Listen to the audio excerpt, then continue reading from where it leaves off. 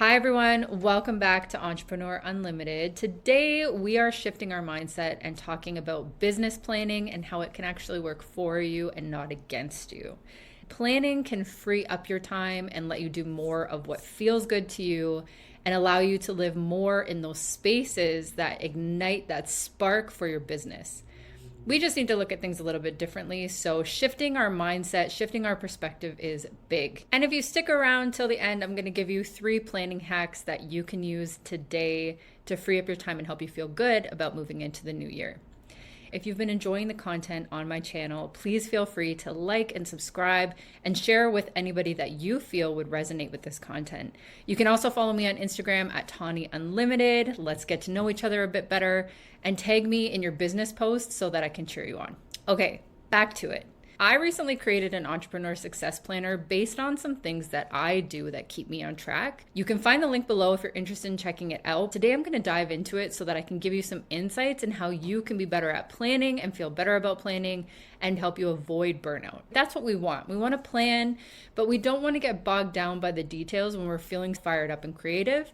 So let's put it into smaller, actionable steps that'll get us there quicker. If you're like me and you hear business planning, you might automatically think spreadsheets, meetings, and cookie cutter mumbo jumbo that doesn't really apply to you. But as a creative, I can tell you that planning out your strategy, planning out your vision, taking your big goals and working backwards and turning them into actionable steps actually frees your time. It gives you back more freedom and it can help you gain clarity into what you really want to do and remove the things that don't feel good.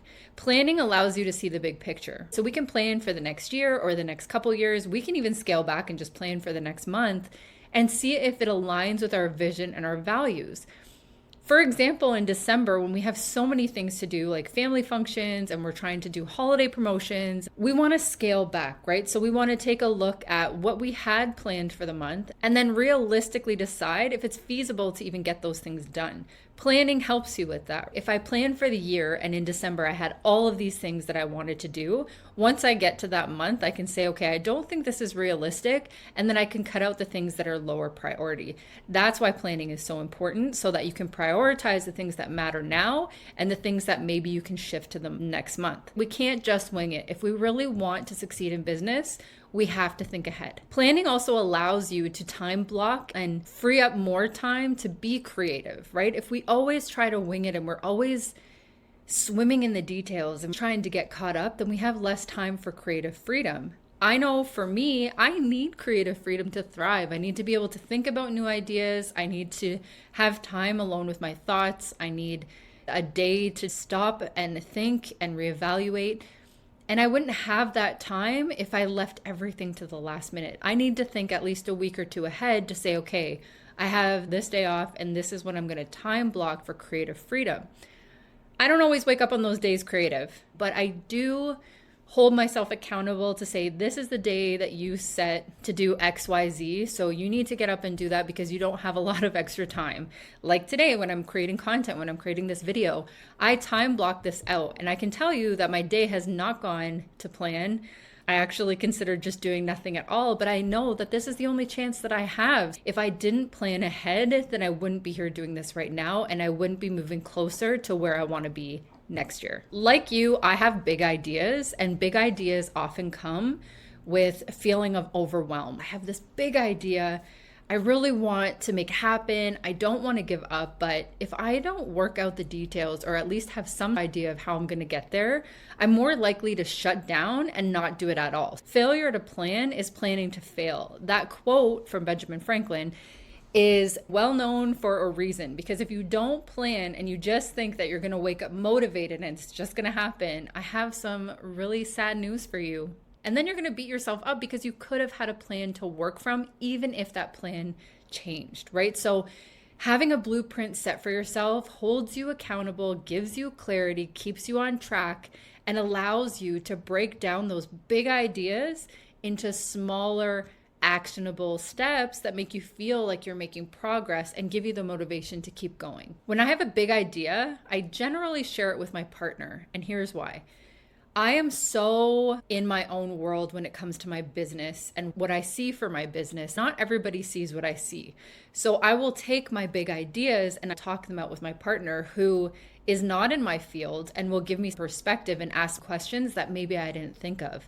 If I had planned to do a launch tomorrow and I just talked to him about it today, and he asked me some questions that I didn't even think of, I wouldn't have given myself a lot of time to change that launch or strategy, right? Because I'm trying to do it too quickly.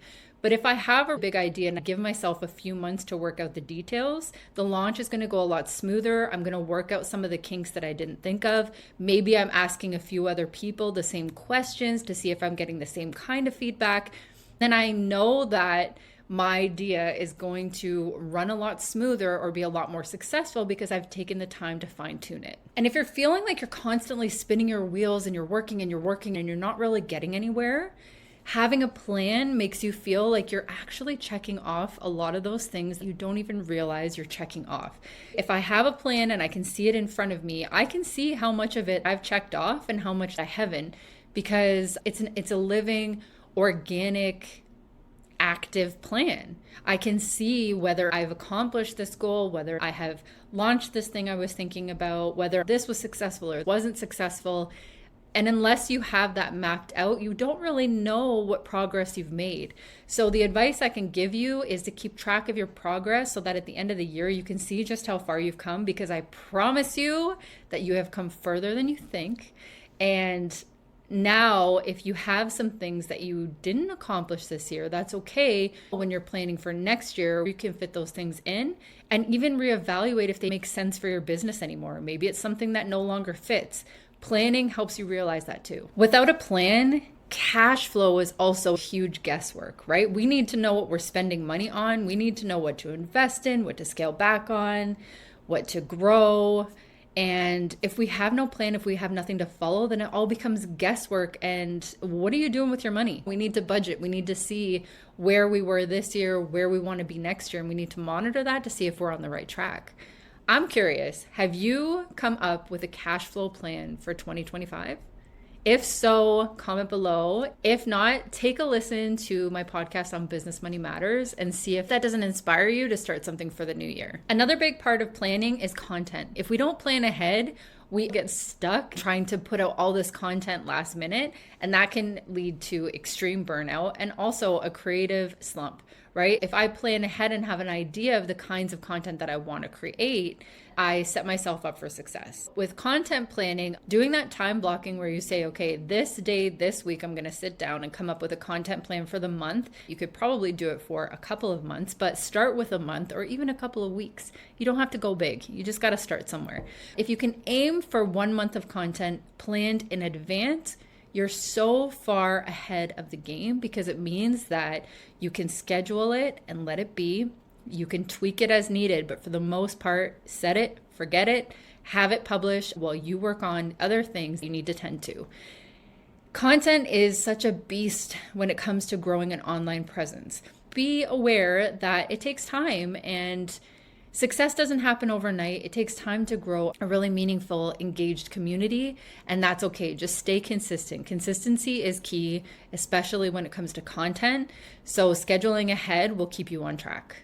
Some key steps that can help you with your business plan are: 1, starting with your why. Your why needs to anchor back to your passion and your purpose. So right now, what I'd love for you to do is pause the video, grab your notes, grab a piece of paper, however you work best. Just stop for a few minutes and write down or remind yourself why you're doing what you do. Then I want you to think about what your 3 big goals are for next year. Just 3. Start with 3, and then you can work backwards from that, because one goal is going to blossom into a lot of different actions. So I just want you to start with 3 goals. One of my biggest goals for this year was to start a podcast and post 10 episodes. And check, right? I can check that off my list now, because that's one of the big goals that I set out to do that I accomplished. So what are your 3 big goals for next year? Break those down into monthly mini milestones and then check up on your progress. I actually teach this in my success planner and give you some tools to map this out. So if you're interested, again, the link is in the description for you to grab a copy and get to work. Tracking your progress helps keep you accountable. Every month you want to go back, you want to look at your wins, you want to look at what your roadblocks were, and then you want to reevaluate for your next month. A business plan is meant to give your creativity a home base. It's not meant to box you in. It's meant to give you freedom, because when you plan, you can check things off and see the bigger picture without scrambling to do everything at the last minute, which makes you feel burnt out and like you're not getting anywhere. Planning should actually spur your creativity if done correctly. All right, you've made it this far. I want to give you those 3 planning hacks that you can put into action today. Number 1, theme your months. If this month you're trying to gain visibility, then make visibility your goal. And that means creating content, putting yourself out there, asking for feedback.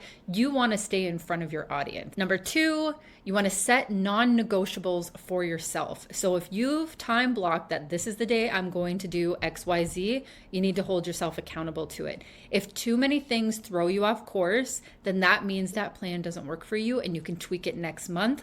But for now, set those non-negotiables so that you can stick to what you can and tweak what's needed later. And number 3, every day I want you to do a morning mindset check. Ask yourself, does what I have planned today align with what I had set out in my bigger plan for this month? If the answer is yes, you're good to go. Okay, so to recap, having a business plan is not meant to stifle your creativity. It's meant to keep you on track. Start small, keep it simple, follow up, track your progress, and be kind to yourself when things don't go as planned, because you can always tweak next month if needed. As always, I'm here to give you tools that help you succeed and overcome some of the hurdles I know you face as a creative entrepreneur. So if you're ready to get serious about next year, grab my success planner through the link below. Leave a comment and let me know what you're struggling with, if there's anything I can help you with, if you have any questions. Follow me on Instagram at Tanya Unlimited. And until next time, happy planning, give yourself some grace, and I'll see you in the next video.